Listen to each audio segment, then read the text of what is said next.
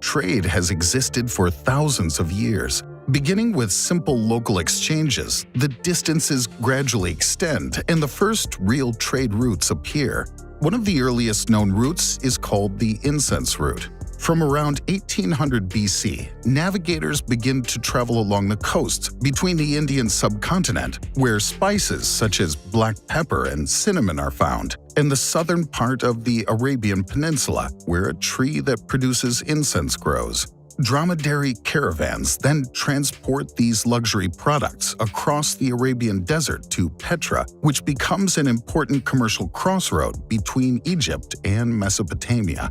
In 331 BC, Alexander the Great, during his conquests, founds the city of Alexandria. Soon, merchant ships link the new city to the rest of the Mediterranean basin. Alexandria then becomes the great warehouse for trade between India and Europe. In East Turkestan, jade is found. This precious stone is much sought after in China, as it's a sign of power and wealth. Nomads then engage in jade trade with the Chinese, notably exchanging it for tea, a drink much appreciated in arid environments. But further north, a confederation of nomadic tribes spreads and threatens China. In 139 BC, the Chinese emperor sends Zhang Qian as an ambassador to the unknown lands in the west, there to propose an alliance to the Yuzhai against the Xiongnu. But Zhang Qian is captured by the Xiongnu and is held prisoner for 13 years. On his return to China, he reports to the emperor all he's learned regarding the various peoples of Central Asia and their products. He mentions in particular a majestic race of horses unknown in China. In order to obtain some of these horses, the emperor agrees for the first time to trade silk, which had been forbidden to be exported until then. This is the opening of the Silk Road, which gradually extends to the Middle East.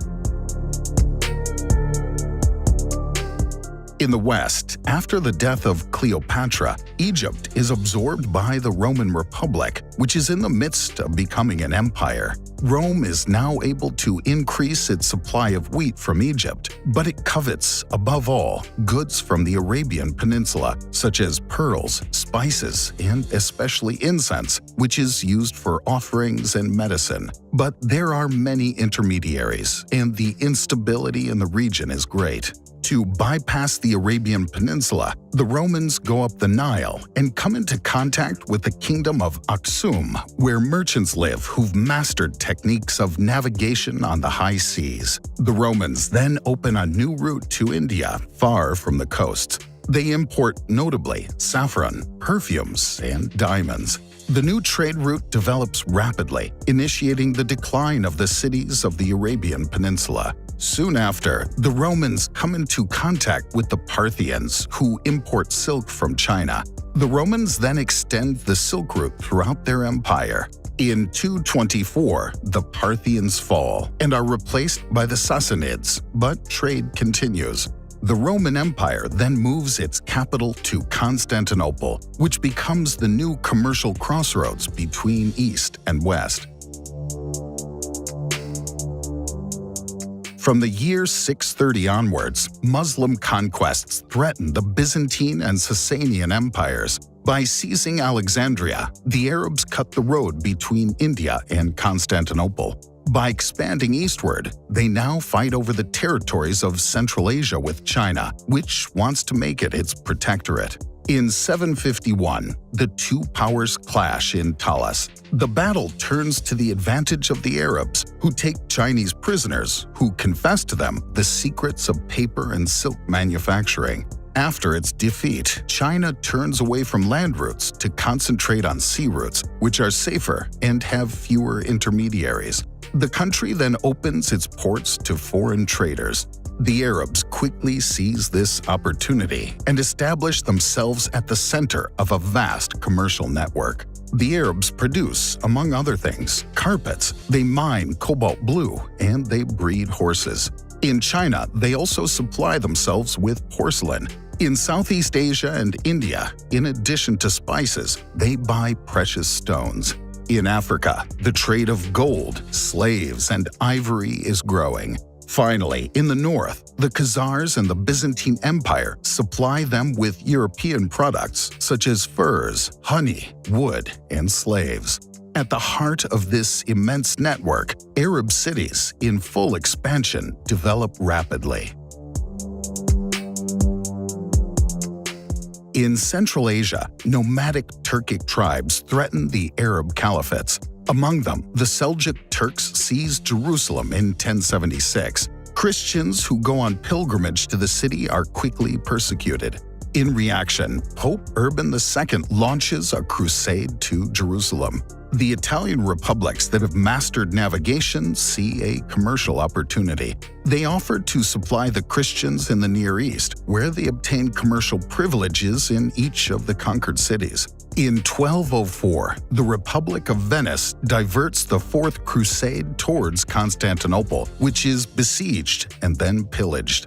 The Byzantine Empire is dismantled, which allows the Italian republics to take over the trade between East and West, all around the Mediterranean basin.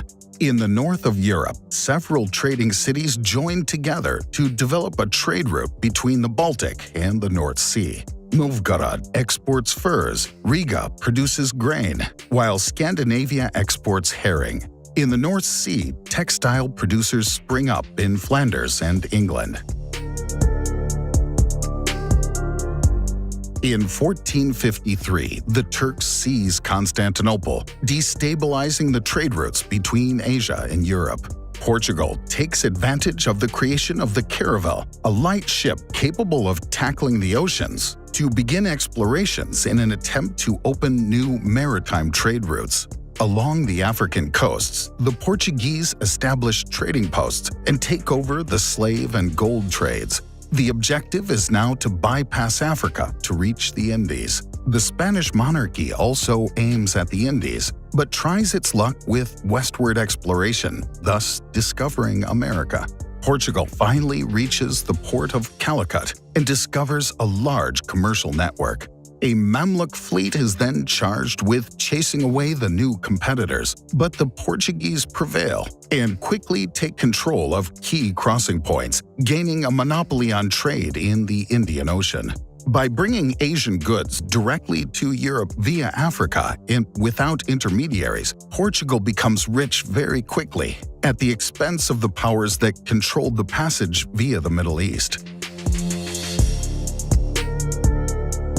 To avoid competition around the newly discovered territories, Spain and Portugal agree in 1494 to draw the Tordesillas Meridian. The territories to the east can be claimed by Portugal, those to the west by Spain.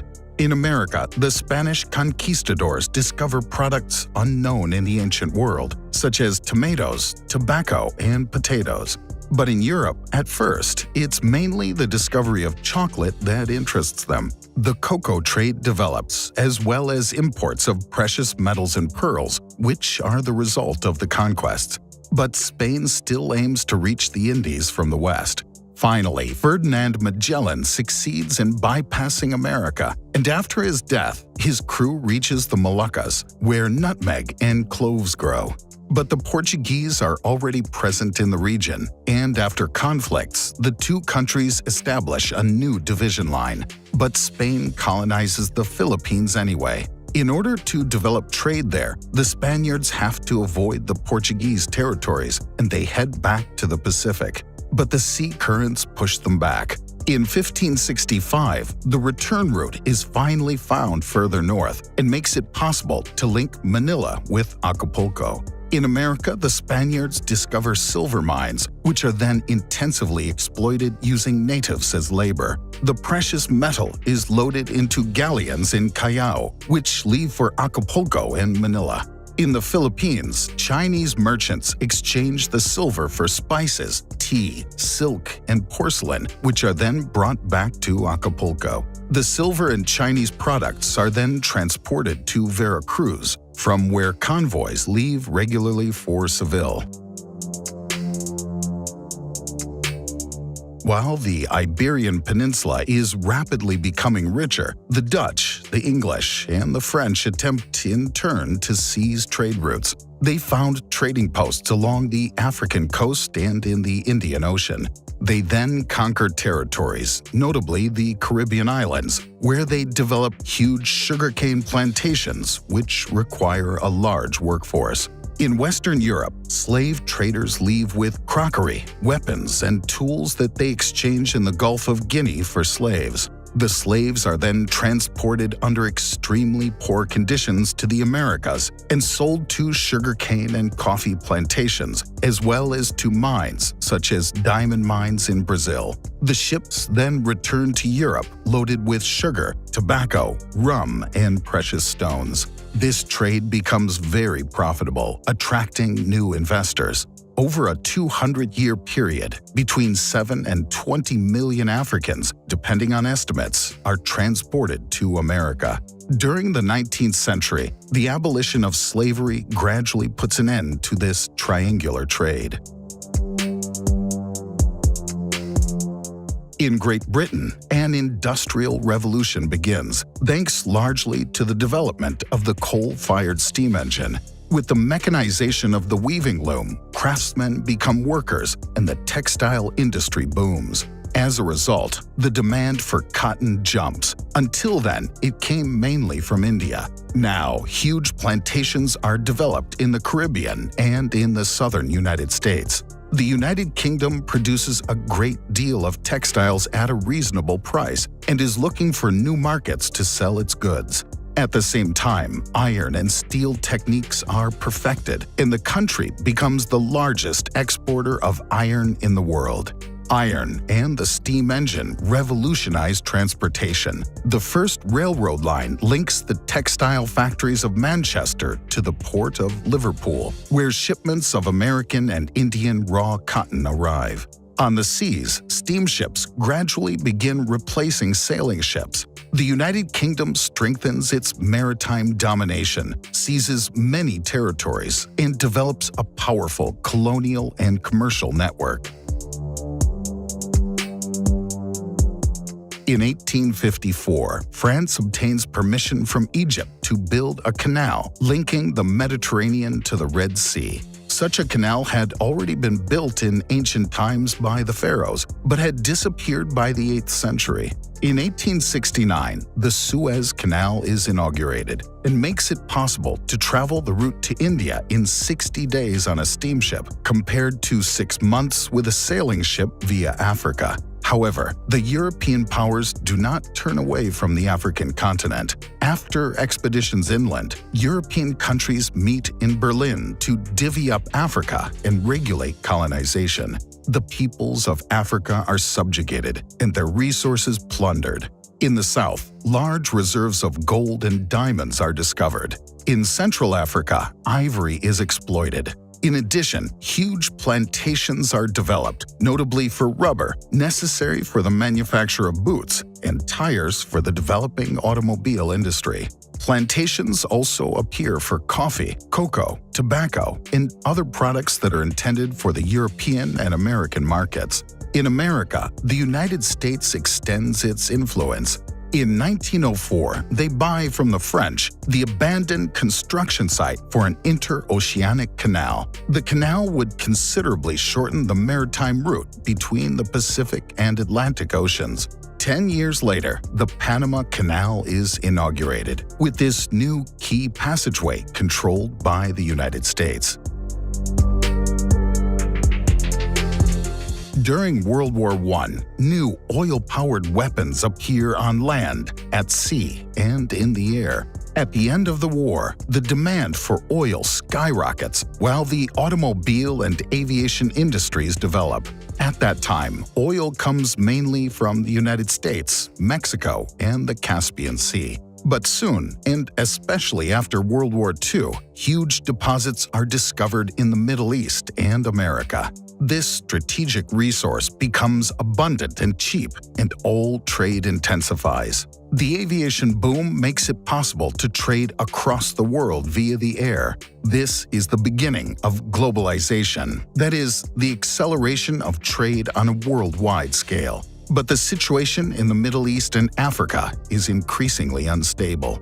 In 1967, the Six-Day War takes place. Israel occupies the Sinai up to the banks of the Suez Canal, which is then closed for 8 years, forcing ships to bypass Africa. In addition, in the 1970s, 2 oil shocks caused the price of oil to increase dramatically. Countries that depend on this so-called black gold without producing it turn to other types of energy, including nuclear power. Uranium becomes a very popular resource, mainly extracted from mines in Canada and the Congo. New deposits are quickly exploited all over the world. In the 1970s and 1980s, the United States sees a boom in a relatively new and very promising sector: electronics and computer technologies. Apple launches their first personal computer, and it's an immediate success. Japan quickly follows the USA, beginning a period of dazzling technological development in its automobile and electronics industries. Several countries in the Far East are inspired by Japan and specialize in the export of electronic components. Rare earths, metals needed in the manufacture of electronics, become a strategic raw material, while the vast majority of the deposits are discovered in China. In 2001, China becomes a member of the World Trade Organization. The country attracts foreign companies thanks to its cheap labor force. At the same time, advantages are granted to foreign investors and export quotas are abolished. Soon, textiles made in China flood American and European markets. Many companies relocate their factories to China. The country gradually becomes the world's factory, with its economy experiencing explosive growth, allowing for rapid development. To secure its economy, in 2013, the country begins the creation of the New Silk Roads. The objective is to ensure its supply of raw materials and also to increase its exports of manufactured products, steel, and aluminum. Throughout the world, roads, railroads, and seaports are massively financed by China, with the aim of connecting the country to all continents. New initiatives are being discussed, such as the construction of a railroad line that would link China to the United States through a tunnel under the Bering Strait, or the construction of an interoceanic canal in Nicaragua. While some countries are opposed to this project, China has already convinced about 140 countries to host these new Silk Roads, which should be finalized by 2049, when the People's Republic of China will celebrate its 100th anniversary. According to some estimates, the world's largest trade is in arms, followed by the drug trade, with an estimated annual turnover of nearly $500 billion.